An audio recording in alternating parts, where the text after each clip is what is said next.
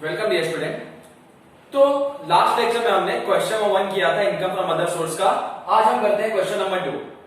सारे इनकम्स मैंने last time भी तुमको रिवाइज करवाए थे, उसके पहले भी हमने नोट्स किया है सब, तो लगभग अब तुमको सब इनकम के नाम याद हो जाने चाहिए और क्या कहां पे एग्जेम्प्ट होगा, क्या टैक्सेबल होगा, ये भी लगभग तुमको याद होगा। और नोट नंबर 1, 2 एंड 3 जो हमने किया था वो भी।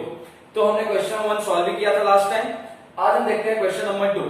तो क्या बोला है देखो, mister Rahul furnishes, mister Rahul assessee हो गया, फर्निशेस फॉलोइंग डिटेल। फर्निशेस का मतलब उसने हमको डिटेल्स दिया है। Calculate is taxable income from other sources, हमको इनकम फ्रॉम अदर सोर्स का निकालने बोला है फॉर द प्रीवियस ईयर 2019-20। अपना प्रीवियस ईयर क्या है 1920, असेसमेंट ईयर क्या है 2021। तो कभी वहां पे असेसमेंट ईयर 2021 भी लिखा होगा, ठीक है। चलो पहला इनकम है इंटरेस्ट ऑन बैंक डिपॉजिट ₹20,000। अब बोला interest on bank deposit ₹20,000। Interest income के लिए हमने एक नोट किया था, नोट नंबर 1, वो था इंटरेस्ट इनकम के लिए, ठीक है। इंटरेस्ट इनकम मैंने तुमको क्या बोला था कि इंटरेस्ट इनकम अगर गणपत पीके आरसी से आएगा, gold deposit bond, national plan certificate, post office saving bank account, treasury saving certificate, public provident fund PPF account, Konkan railway corporation bond, relief bond और कैपिटल इन्वेस्टमेंट बॉन्ड, अगर ये सब जगह पे से इंटरेस्ट आता है तो मैंने तुमको बताया था वो एग्जेम्प्ट होगा अंडर सेक्शन 1015। और ये जो पीएफ पीपीएफ का ये एग्जेम्प्ट होगा अंडर सेक्शन 1011। और इसके अलावा अगर कहीं अदर जगह से तुम्हारा इंटरेस्ट आता है, कोई भी, चाहे बैंक इंटरेस्ट हो या फिर तुम्हारा डिवेंचर इंटरेस्ट हो, तो मैंने तुमको बताया था गणपत पी के आरसी से अगर इंटरेस्ट आएगा तो वो एग्जेम्प्ट होगा। गणपत पी के आरसी के अलावा अगर कहीं जगह से इंटरेस्ट आएगा तो वो तुम्हारा क्या होगा, टैक्सेबल। तो अब देखो ये इंटरेस्ट कहां से मिला है, बैंक डिपॉजिट पे। बैंक डिपॉजिट तुम्हारा गणपत पी के आरसी में नहीं आता, अगर आता तो ये इंटरेस्ट हमारा एग्जेम्प्ट हो जाता, लेकिन अब ये इंटरेस्ट कहां से आ रहा है, बैंक डिपॉजिट से, तो ये हमारे लिए क्या होगा, फुल्ली टैक्सेबल। मैंने लास्ट टाइम तुमको बताया था जो चीज टैक्सेबल होगा उसके आगे हम डी लिखेंगे, ठीक है। सेकंड है rent from land. Rent from land के लिए हमने एक नोट किया था रेंटल इनकम। डिविडेंड के बाद विनिंग्स था डीडब्ल्यू रामू फकीर जी में, उसके बाद एक R3 देखा था। उस R3 में हमारा हेडिंग था रेंटल इनकम, ठीक है। उस रेंटल इनकम मैंने तुमको पहले ही बताया था R1, rent from other asset. Rent from other asset होता है फुल्ली टैक्सेबल। अदर एसेट मतलब other than house property. Other than house property हमने लिखा हुआ था वहां पे क्लियर कर कि हाउस प्रॉपर्टी के अलावा कोई भी एसेट से अगर रेंट मिलेगा तो वो हमारे लिए होगा फुल्ली टैक्सेबल। तो ये कहां से रेंट मिला, रेंट फ्रॉम लैंड, तो ये 30,000 भी तुम्हारा होगा फुल्ली टैक्सेबल। उसके बाद है तीसरा, family pension received after the death of his husband ₹48,000। मैंने इसके लिए नोट नंबर 3 में तुमको बताया था कि फैमिली पेंशन जितना भी मिलता है, जो भी अमाउंट मिले उसमें से लेस होगा 1/3 ऑफ एक्चुअल अमाउंट और maximum 15,000 which ever is less. तो फिलहाल के लिए हम यहां पे टैक्सेबल लिखते हैं और बगल में लिखते हैं डिडक्शन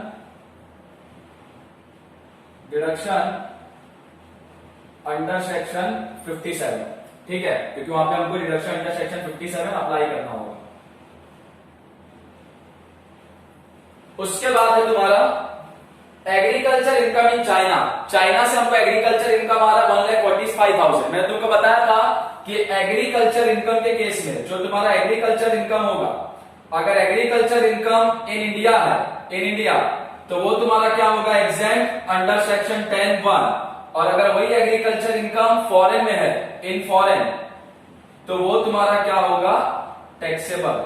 अब एग्रीकल्चर इनकम हमको कहां से मिल रहा है, चाइना से, तो चाइना से मिल रहा है 1,45,000, तो ये टैक्सेबल है। उसके आगे देखो ब्रैकेट में क्या लिखा है, एक्सपेंसेस ₹45,000।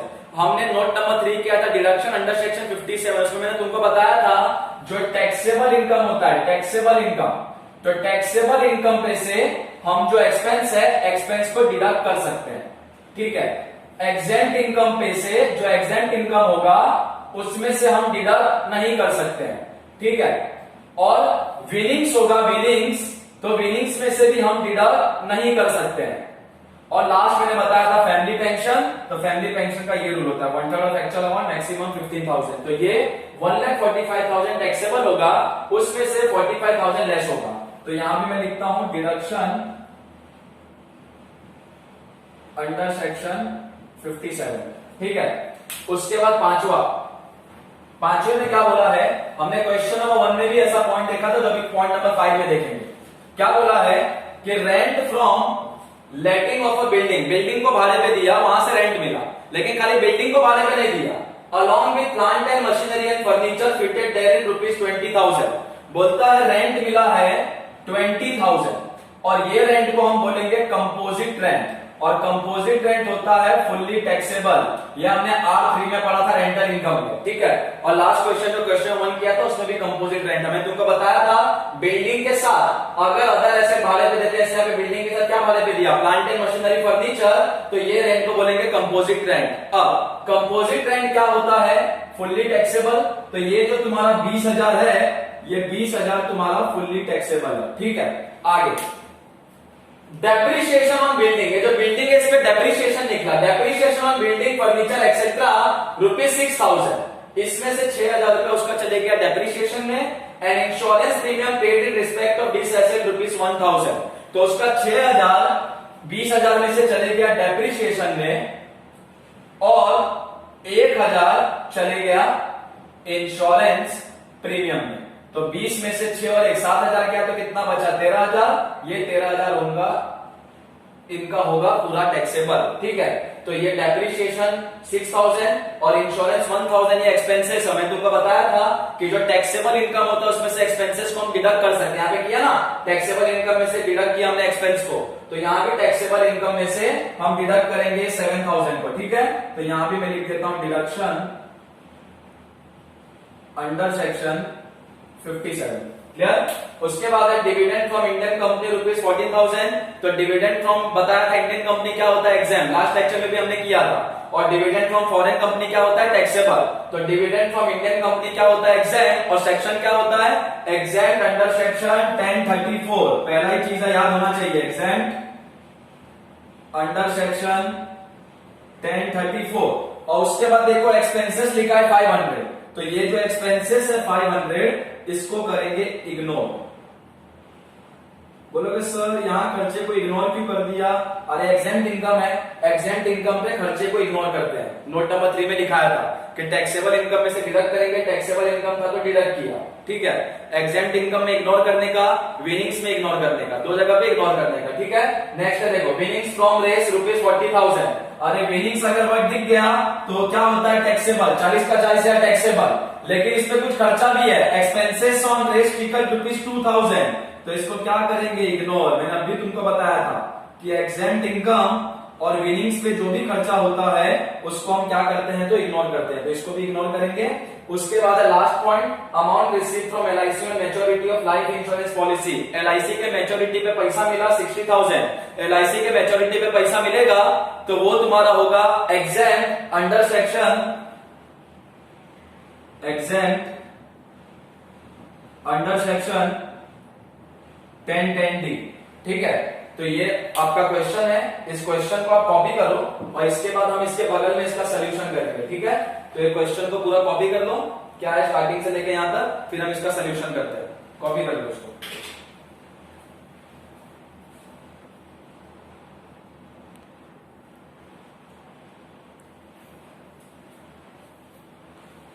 ठीक है, तो क्वेश्चन कॉपी हो गया आप लोग का। अब क्वेश्चन के बाद हम इसका सोल्यूशन करते हैं। तो स्टार्ट कैसे करते हैं, मैंने बताया था, ऊपर लिखते हैं कि statement of income from other sources of mister Rahul, क्योंकि मिस्टर राहुल का है फॉर प्रीवियस ईयर 2019-20। तो मिस्टर राहुल का स्टेटमेंट है 2019-20 का। अब हम स्टार्ट करते हैं। पहला है interest on bank deposit 20,000 taxable है, तो interest on bank deposit 20,000 fully taxable. ठीक है, सेकंड चीज हमारा क्या है, रेंट फ्रॉम लैंड 30,000, ये भी फुल्ली टैक्सेबल है, तो रेंट, अच्छा यहां पे एक और कॉलम बनाना था कि जो इनकम एग्जेम्प्ट होगा उसको इनर कॉलम में लिखेंगे। ठीक है, सेकंड है रेंट फ्रॉम लैंड, और ये भी 30,000 हमारा फुल्ली टैक्सेबल था, तो सीधा आउटर कॉलम। थर्ड केस में हमारा क्या है, family pension received after the death of his husband. तो family pension received after the death of his husband, उसके हस्बैंड के डेथ के बाद उसको फैमिली पेंशन मिला, और कितना मिला है, तो 48,000। लेकिन ये पूरा टैक्सेबल नहीं होगा क्योंकि इसमें से मिलता है डिडक्शन अंडर सेक्शन 57। तो लेस डिडक्शन अंडर सेक्शन 57, और कितना मिलेगा डिडक्शन, तो नंबर 1/3 ऑफ एक्चुअल अमाउंट, जो भी एक्चुअल अमाउंट होगा उसका 1/3।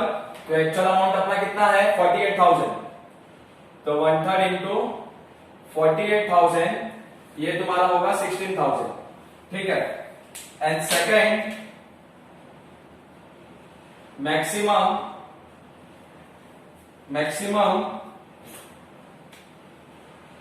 15,000 दोनों में से विच एवर इज लेस। ठीक है, तो दोनों में से अगर हम लेस कंपेयर करेंगे तो 16,000 15,000 में से कम क्या है 15,000, तो ये 15,000 हम यहां पे लेस करेंगे। ठीक है, तो 48,000 में से 15,000 चले जाएगा तो कितना बचेगा बाहर 33,000, तो वो 33,000 हम यहां पे लिख देंगे। ठीक है, तो इसको बोलते हैं deduction under section 57, family pension मिला तो जितना ही मिलेगा उसका 1/3, maximum 15,000, which ever is less. उसके बाद हमारा क्या है, agriculture income in China rupees 1,40,000 1,45,000। तो agriculture income in China, agriculture income China कितना 1,45,000। लेकिन मैंने तुमको बताया था कि टैक्सेबल इनकम पे जो खर्चा होता है हम लेस करते हैं, तो less deduction under section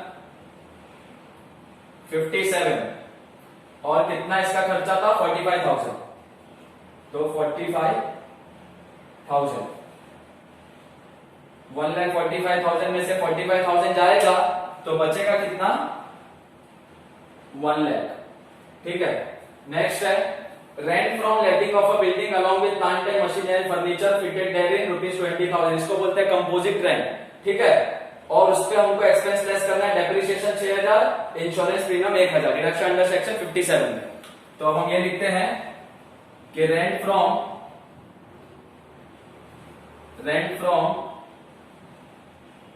letting of a building, rent from letting of a building along with plant and machinery and furniture। ठीक है, plant and machine and furniture, और कितना वहां से रेंट मिला था 20,000। इनर कॉलम में लिखेंगे क्योंकि एक्सपेंसेस लेस करना है, और इसको मैंने बताया था कि और एक चीज क्या बोलते हैं कंपोजिट रेंट, ठीक है। फिर इसमें से डिडक्शन होगा, तो लेस डिडक्शन अंडर सेक्शन 57, और डिडक्शन अंडर सेक्शन 57 यहां पे दो चीज का मिलेगा, एक है डेप्रिसिएशन 6,000 और इंश्योरेंस प्रीमियम 1,000। ठीक है, तो लिखेंगे दोनों का नाम डेप्रिसिएशन और इंश्योरेंस प्रीमियम। कितना कितना है, डेप्रिसिएशन है 6,000, इंश्योरेंस प्रीमियम 1,000, तो दोनों को लेस करेंगे 20,000 में से, डेप्रिसिएशन 6,000, इंश्योरेंस प्रीमियम 1,000, दोनों को लेस करने के बाद 20,000 में से 6,000 जाएगा 14,000, 14 में से 1,000 जाएगा 13,000, 13,000 तुम्हारा टैक्सेबल होगा। डिविडेंड फ्रॉम इंडियन कंपनी 14,000 है, तुमको बताया पूरा एग्जाम्प्ट होगा, एक्सपेंसेस को क्या करेंगे इग्नोर। ठीक है, तो dividend from Indian company, dividend from Indian company. Dividend from Indian company क्या होगा, तो फुल्ली एग्जेम्प्ट होता है अंडर सेक्शन 1034। तो यहां लिखेंगे लेस एग्जेम्प्ट अंडर सेक्शन 1034। और डिविडेंड फ्रॉम इंडियन कंपनी था कितना, तो डिविडेंड फ्रॉम इंडियन कंपनी था 14,000। तो पहले ऊपर 14,000 और फिर उसी को लेस कर देंगे 14,000। ठीक है, आउटर कॉलम में क्या बचेगा हमारा, नील। ठीक है, उसके बाद हमारा विनिंग्स बचा पॉइंट नंबर 7 और 8। तो मैं यहां पे एक और फॉर्मेट बना लेता हूं।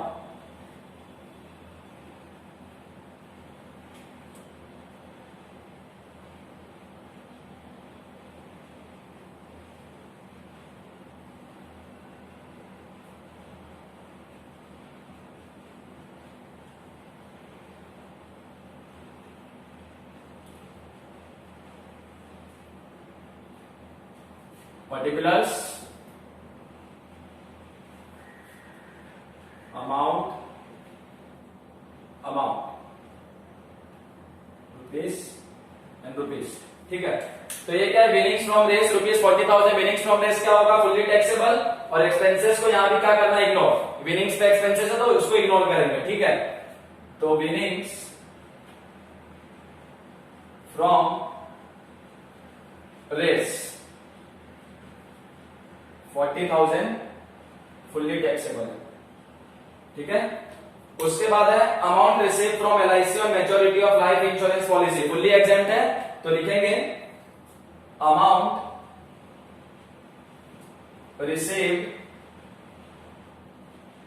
From LIC on maturity of life insurance policy.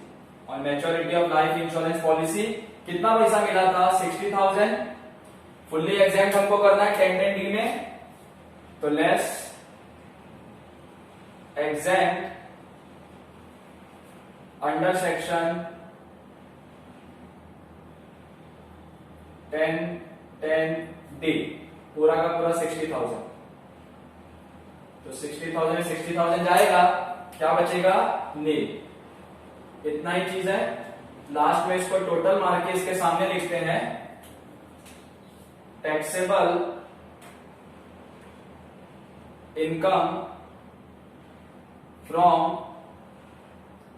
Other sources. ठीक है, taxable income from other sources. अब क्या करना है हमको, जो आउटर कॉलम उसका टोटल लेना है। तो कितना होगा टोटल, आप भी करो मैं भी करता हूं। 20 प्लस 30 50,000, 50 प्लस 33 83,000, 1 लाख तो 1,83,000, 1,83,000 प्लस 13,000 196 प्लस 40,000।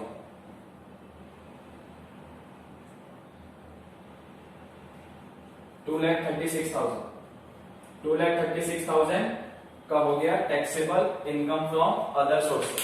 तो ये था हमारा क्वेश्चन नंबर 2, ये था उसका सोल्यूशन। आप लोग इसको कॉपी कर लो। फिर देखते हैं नेक्स्ट क्वेश्चन।